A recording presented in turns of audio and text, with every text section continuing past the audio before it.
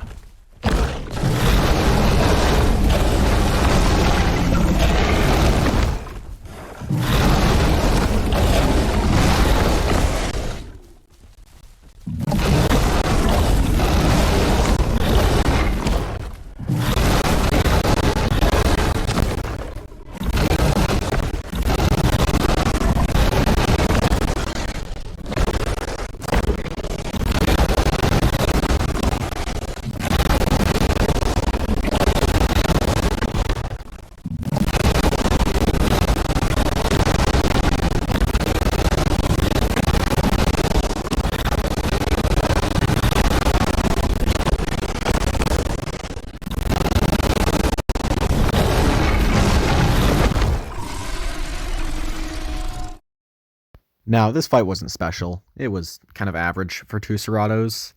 You know, the fights where you're constantly using charge bites and running around in circles. Yeah, one of those. But regardless, it was a fair and rather fun fight, I will say. And definitely one I didn't think I would win. But hey, I somehow prevailed and won the fight, so that's nice. Anyway, let's analyze this fight. You know, cause why not? I'll personally see what I did right, what I did wrong, what the other player did right and wrong, you know, stuff like that. Who knows, this might even change how you fight with Serato. I mean, I highly doubt it, but that would be nice. But anyway, I'm getting off track now. We need to see this fight again. Both parties 3-call, or in this case charge bite, to start or initiate the fight. I receive a cheap tail bite.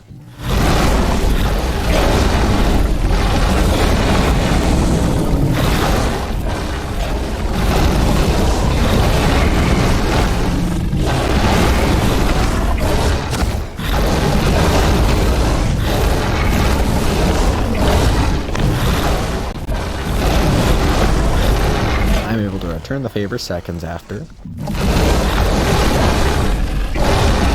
Both parties somehow deal a hit to each other. Give the opponent a tail bite. After missing a charge bite, I nip the tail of the opponent.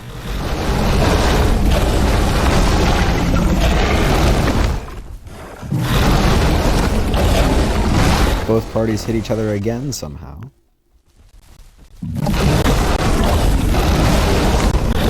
I'm going to save your guys' ears from listening to that glitchy audio a second time, and instead I'm going to talk about something you can take advantage of in fights.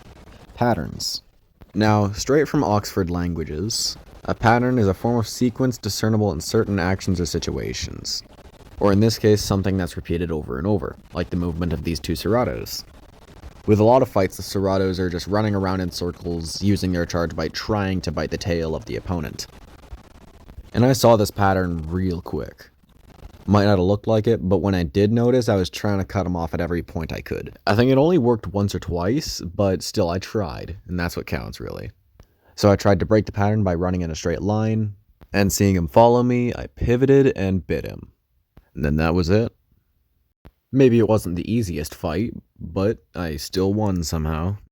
Now let's see what I did wrong in this fight. See what I could have improved. And this first thing really worked for both my advantage and disadvantage. As you'll see, it's sped up here, but I was really going with this pattern of running in circles. Sure, I broke up the pattern every now and then, but still, I became rather predictable. Then again, so did he, so I guess this benefited both sides. And I'm very aware of how easily predictability can be capitalized on in a fight. So if you ever find a pattern kind of making itself known in the fight, stick to that for a few seconds and then break it up every so often. Or at least that's what I'd try to do. I'd try to make myself look predictable and then switch it up. Because being predictable is one thing, but looking predictable and being unpredictable is another thing entirely. If that even makes any sense, of course. The thing to take away from this, however, look predictable, be unpredictable. In 1 second, they know how to take you down. In the other, they're frantically trying to adapt to your new movements. One thing I can say I did right with certainty, I took advantage of this pattern. So as I've said before, when I noticed that pattern was kind of starting to develop, I cut him off several times, or tried to at the least, trying to get in that little bit more damage that would give me the edge. And I mean, it somewhat worked, I'll say that much.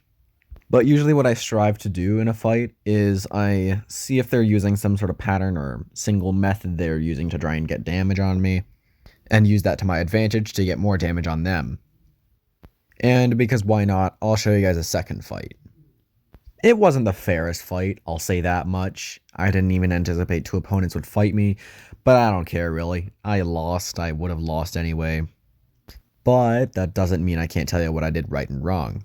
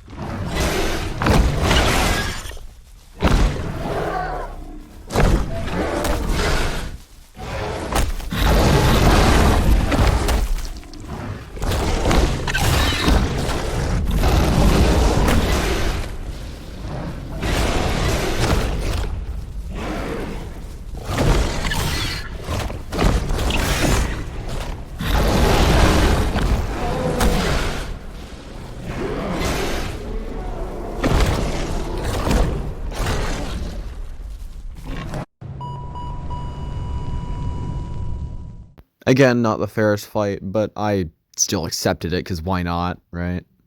Obviously, it's going to be rather hard to win a fight like this, one dinosaur versus two, especially when one can stun you and the other can basically use double team.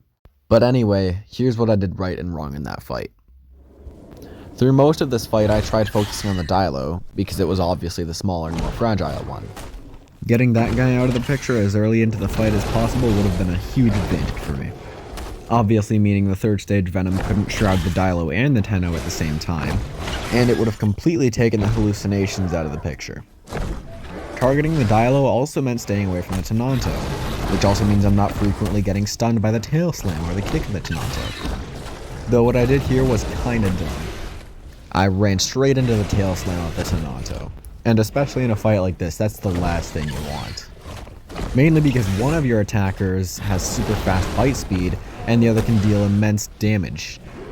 And as you just saw right now, I got stunned again, walked straight into the tail slam. And after that huge blow on me, I died. Not so much amazing, really. But still, lasted over a good minute, so I'd consider that a win. And I would have said I'd taken advantage of a pattern there, but there was no pattern. That was pure unpredictability on their side. Mostly in fights like that, especially multi-species fights, it's not really going to be too coordinated. And the worst part is there's usually no strategy for something like that. I mean, even on no rules servers, how often are you coming up against Dilos and Tennos in the same mix pack? Anyway, here's one more fight.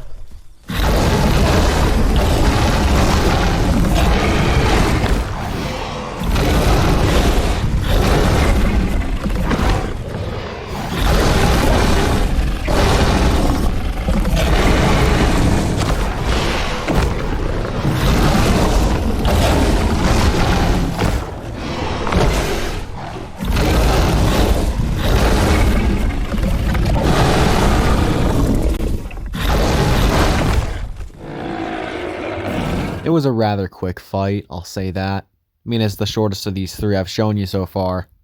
But one thing I'm super happy I can say about this fight, I landed so many hits. And that's also the thing with Carno.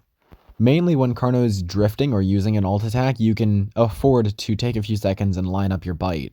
And with a lot of the charged bites I hit there, I was doing exactly that.